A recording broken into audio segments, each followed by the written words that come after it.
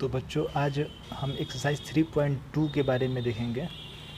ये एक्सरसाइज 3.2 जो है कि वो भी ग्राफीय मेथड से ही इसको भी सॉल्व करना है।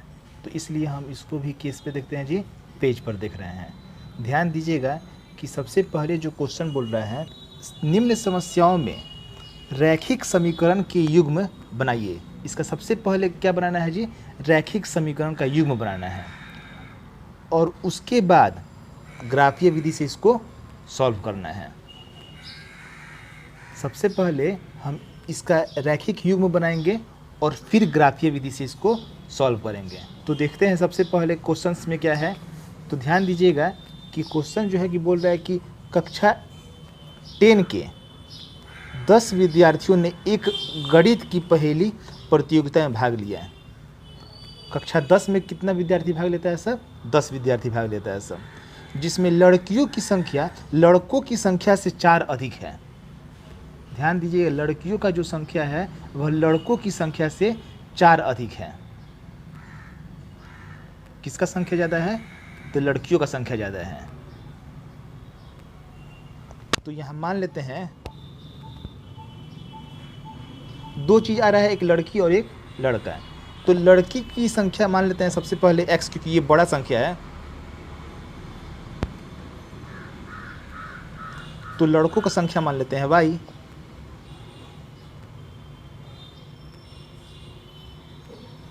ध्यान दीजिएगा, दोनों जो संख्या है उसको हम सबसे पहले वैल्यू जो है कि उसका मान लिए। अब ध्यान दीजिएगा, क्वेश्चन में जो बोल रहा है कि 10 में टोटल जो बच्चे भाग लेते हैं वो उनका संख्या है 10, यानी कि हम कह सकते हैं कि x प्लस वाई कितना है? 10, क्योंकि लड़का और लड़की दोनों का संख्या जो है 10 है, यानी कि x और y जो हम माने थे दोनों के वैल्यू को ऐड करेंगे तो 10 के बराबर आएगा। और फिर कह रहा है कि लड़कियों का संख्या जो है कि वह लड़कों से 4 अधिक है।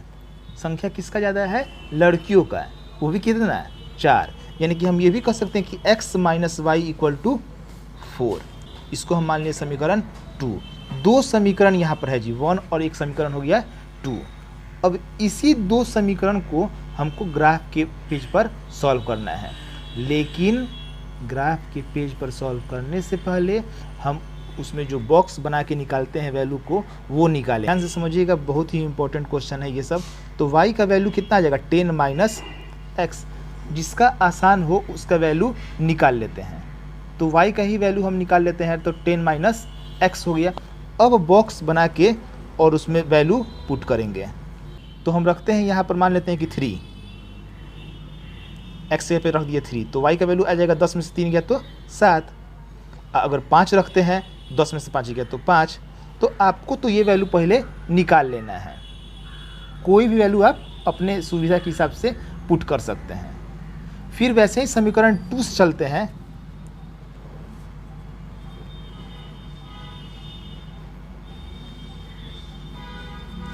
तो समीकरण 2 में हम देखते हैं कि x minus y equal to है 4। x minus y equal to 4। चूंकि ये y जो है वह माइनस में है, तो y को ही हम उधर भेज दें। y को यहाँ पे नहीं रह देने दें, y को माइनस में है तो इसको हम भेज रहे हैं दूसरे तरफ। तो 4 को लेते आते हैं x के तरफ, x minus 4 equal to y हो सकता है। आप लोग ये पहले भी 6-7 में पढ़े होंगे इक्वेशन के बारे में। तो y का वैल्यू आ गया x माइनस 4। अब इसके लिए भी बॉक्स एक तैयार करेंगे और इसमें 3 खंदा हम दे देते हैं।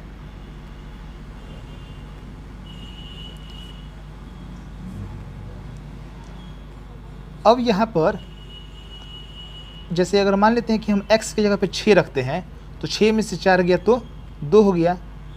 अगर x की जगह पर हम 4 पुट कर दें तो 4 में से 4 गया तो वैल्यू हो गया 0। आप कुछ भी वैल्यू यहाँ पुट कर सकते हैं, ज़रूरी नहीं कि हम 6 रखें, 2 रखें, 4 रखें, 0, ऐसा कोई बात नहीं है। तो इसका सबसे पहले मैंने किसका क्या तैयार कर दिया? युग्म तैयार कर दिया, 1 और ये 1 2। और उस क्वेश्चन में कर रहा था कि ग्राफीय विधि से सॉल्व करना है। तो ग्राफीय विधि से सॉल्व करने के लिए इसका सबसे पहले समीकरण 1 और 2 से चलते हुए हम वैल्यू निकालें। अब इसको हम ग्राफ में पुट करेंगे। अब इसका खींचते हैं हम ग्राफ। तो ध्यान दीजिएगा, वैल्यू पहले है 3 और फिर 7। तो x पर 3 और y पर 7 यहाँ पॉइंट आएगा।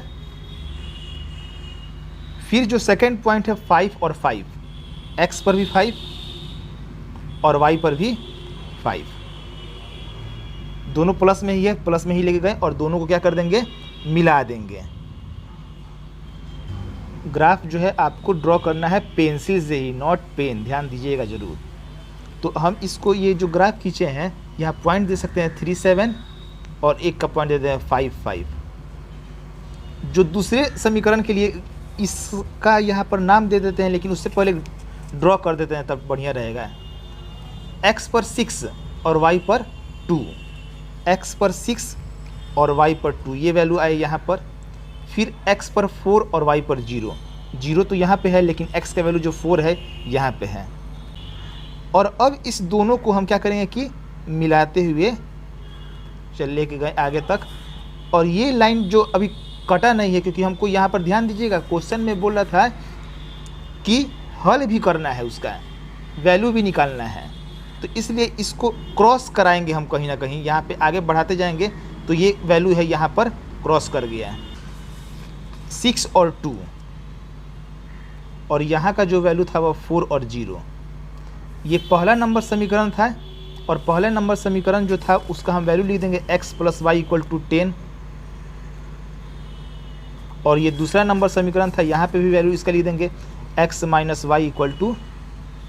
3 4, x - y = 4। ये जहाँ क्रॉस किया है वैल्यू, अब उसका ही वैल्यू जो होगा ना, सामने इधर की तरफ हो गया y का वैल्यू और नीचे की तरफ हो गया x का वैल्यू। तो x का वैल्यू कितना आया 7, सामने जो आया है इधर, और इधर की तरफ सामने जो गया है y का वैल्यू 3। ध्यान दीजिएगा कि इसको चेक भी हम कर सकते हैं। x का जो वैल्यू 7 है और 3 है, अगर हम रखते हैं यहाँ पर 7 और 3 तो 10 हो जाएगा, और 7 में से 3 गया तो 4 भी हो जाएगा। इसका मतलब कि जो मेरा वैल्यू निकला है वह सही निकला है। और नीचे लिख देंगे यहाँ पे कि इसलिए लड़कियों की संख्या 7 और लड़कों की संख्या 3। यही हमारा आंसर हो गया। तो अब जो सेकंड नंबर क्वेश्चन है उसमें बोल रहा है कि 5 पेंसिल और 7 कलम का मूल्य। ध्यान दीजिएगा कि यहाँ दो चीज़ का बात हो रहा है, पेंसिल का और एक कलम का। तो यहाँ लिख देंगे कि माना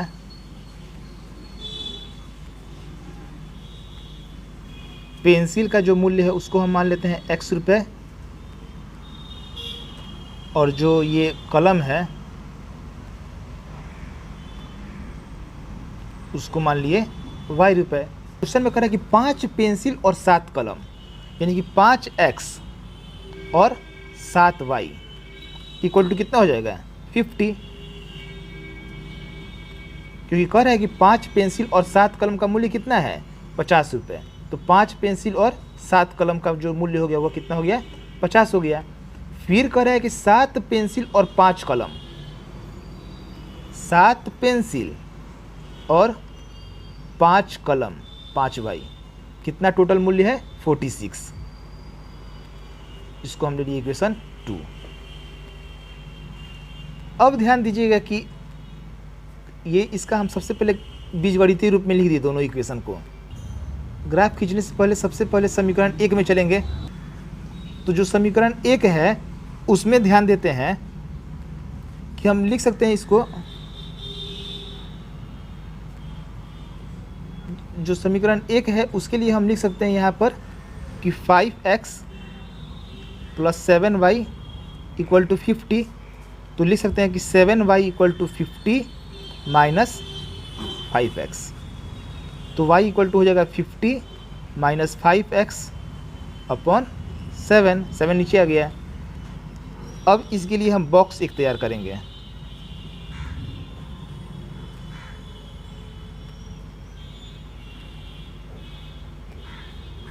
x और y, तो x की जगह पर हम रखते हैं 3।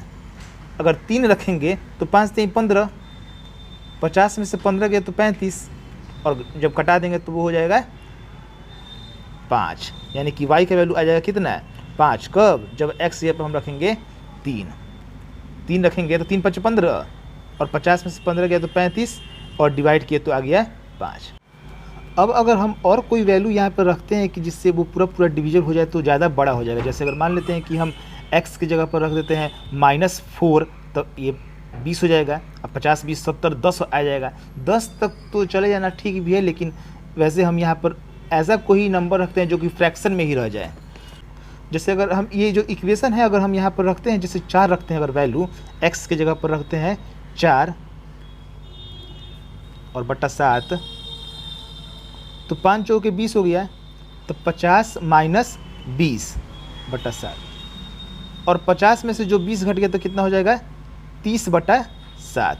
x की जगह पर अगर हम 4 रखते हैं तो वैल्यू आता है कितना 30 बटा 7, जो कि आप उसको रफ में कहीं चेक कर सकते हैं। फिर वैसे ही समीकरण 2 में चलते हैं। अब 7x + 5y = 46 है, तो यहाँ पे भी हम y का वैल्यू निकाल दे तो 5y = 46 माइनस 7x, तो y = हो जाएगा 46 माइनस 7x बटा 5। जो 5y था तो वो नीचे आ गया। अब इसके लिए भी बॉक्स तैयार करेंगे। x की जगह पर अगर हम 3 पुट कर दिए यहाँ पर तो 7 × 21। ध्यान दीजिएगा, अब यहाँ पर अगर हम x की जगह जब 3 पुट किए हैं तो 46, x की जगह पर रख दे रहे हैं 3/5 है, फिर 46 और ये हो जाएगा 21/5। 6 में से 1 गया तो 5, 4 में से 2 गया 2, और इसको जब हम डिवाइड करेंगे तो वैल्यू कितना आ जाएगा 5। तो यानी कि x की जगह जब 3 रखे हैं तो y का वैल्यू कितना आ गया 5। वैसे ही एक और वैल्यू रखते हैं x की जगह पे और y का वैल्यू निकाल लेते हैं। तो अगर हम x की जगह पे जैसे मान लेते हैं कि 5 रख देते हैं, x की जगह पर 5 रख दें तो 46 माइनस 7 × 5/5, x की जगह पर हमने 5 रख दिया है, तो ये 46 और ये हो गया 35/5, तो कितना आएगा वैल्यू 11/5।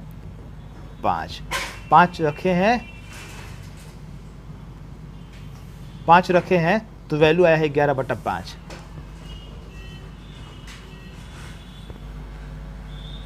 अब इसी दोनों के हेल्प से हम ग्राफ ड्रॉ करेंगे, लेकिन ग्राफ ड्रॉ करने से पहले ध्यान दीजिएगा कि ये जो फ्रैक्शन में नंबर आ गया है ना, तो इस फ्रैक्शन को हम डेसिमल में कन्वर्ट करके रखना पड़ेगा ताकि हम उसका ग्राफ खींच सकें। वैसे फ्रैक्शन में नहीं आ रहा था तो ज़्यादा बढ़िया रहता है, लेकिन फ्रैक्शन में आ गया है तो इसको हम डेसिमल में कन्वर्ट करेंगे। जैसे यहाँ पे 30/7 है, तो इसको हम डेसिमल में लिखना चाहे तो लिख सकते हैं 4.4 के लगभग में ये होगा। 11/5 है तो इसको हम डेसिमल में लिखना चाहे तो 2.2 हो जाएगा। अब इसका ग्राफ ड्रॉ करते हैं। अब ध्यान दीजिए कि इसका जो ग्राफ खींचेंगे तो सबसे पहले x और y का जो पॉइंट है वो 3 और 5 है, तो x पर 3 और y पर पॉइंट कितना रहना चाहिए 5। x पर 3 और y इसके सामने यहाँ पर आ गया 3, 5। फिर एक और पॉइंट जो है कि 4, और फ्रैक्शन से हमको कोई मतलब नहीं है, हमको वैल्यू है मतलब 4.4 से। x का वैल्यू है 4 और y का वैल्यू है 4.4। x का वैल्यू है 4 और y का वैल्यू है 4.4। 4 और 4 से 4 पॉइंट, ये जो महीन लाइन खींचा है उसमें 4 तक ही सिर्फ बढ़ेंगे, ज़्यादा नहीं बढ़ेंगे, और इस दोनों को हम मिला देंगे। और यहाँ पर जो वैल्यू आया है वहाँ पर लिख देंगे कि 4, और फ्रैक्शन में वैल्यू लिख देंगे 30/7, क्योंकि लगभग यहीं पे आएगा 30/7। और जो सेकंड नंबर इक्वेशन है 3 और 5, उसके लिए x पर 3 और y पर 5, फिर यहाँ पे ही पॉइंट आएगा वो, और 5 और 2.2, 5 और 2 से पॉइंट बस 2 आगे बढ़ेंगे, और इसको भी हम क्या करेंगे कि मिला देंगे दोनों लाइन को। यहाँ पे तो 3/5 लिखा ही है, और यहाँ पे ले देंगे हम बस एक ठो और पॉइंट 5 और 11/5। ध्यान दीजिए कि ये हमारा दोनों इक्वेशन के लिए हम इसको रेखा खींच लिए, जहाँ इसका कटान बिंदु है वही हमारा वैल्यू हो जाएगा। तो लिख देंगे इसलिए x बराबर, ये नीचे की तरफ x होता है और इधर की तरफ चला गया y का वैल्यू 3 और y का वैल्यू हो गया 5। और ये जो 3 और 5 किसको हम माने थे, पेंसिल को और कलम को, तो लिख देंगे इसलिए पेंसिल का मूल्य 3 रुपये और कलम का मूल्य जो y का वैल्यू आया था 5 रुपये, वो हमारा आंसर हो जाएगा, लिख देंगे। इसलिए पेंसिल का मूल्य 3 रुपये, कलम का मूल्य 5 रुपये, ये हमारा आंसर हो गया। तो आप लोग इसका बढ़िया से प्रैक्टिस कर लीजिएगा, फिर नेक्स्ट को वीडियो में आगे के क्वेश्चंस को बताया जाएगा। That's all, thank you.